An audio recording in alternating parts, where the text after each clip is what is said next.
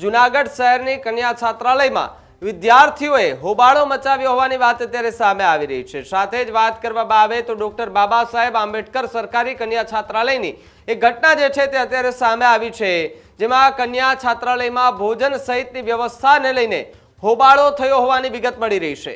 રસોઈમાં જીવાતો જોવા મળતા વિદ્યાર્થીનીઓએ એ હોબાળો કર્યો છે, તો સાથે જ રસોઈની અંદર એ મોડી રાત્રે આ હોબાળો થતા સામાજિક આગેવાનો મોડી રાત્રે છાત્રાલય ખાતે પહોંચ્યા। વિદ્યાર્થીનીઓ દ્વારા છાત્રાલયના અધિકારીઓ પર ગંભીર આક્ષેપ કરવામાં આવ્યા છે। અવારનવાર ફરિયાદ કરવા છતાં પણ કોઈ સાંભળતું ન હોવાના ગંભીર આક્ષેપો થયા છે અને સાથે જ છાત્રાલયમાં રોજ એક પ્રકારનું ભોજન જે છે તે આપવામાં આવતું હોવાનો આરોપ લગાડવામાં આવ્યો છે। વિદ્યાર્થીનીઓની તબિયત લથડવાના અનેક બનાવો ભૂતકાળમાં બની ગયા છે, છતાં પણ કોઈ જાતના પગલાં નથી લેવામાં આવ્યા। ત્યારે જૂનાગઢ શહેરની કન્યા છાત્રાલયના દ્રશ્યો જુઓ, આ તમે જુઓ દ્રશ્યો કે ત્યાં આ ભોજન એ વિદ્યાર્થીનીઓને પીરસાય છે। આ છાશ છે કે પાણી છે ખબર નથી પડતી।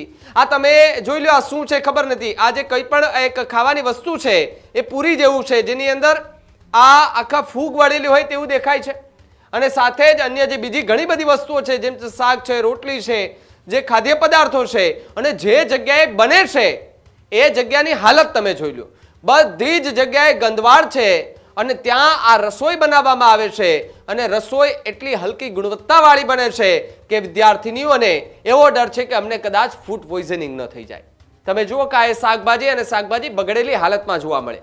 શાકભાજી આખું બગડી ગયું છે અને એ શાકભાજીથી શાક બનાવી અને દીકરીઓને પીરસવામાં આવે છે અને ખવડાવવામાં આવે છે।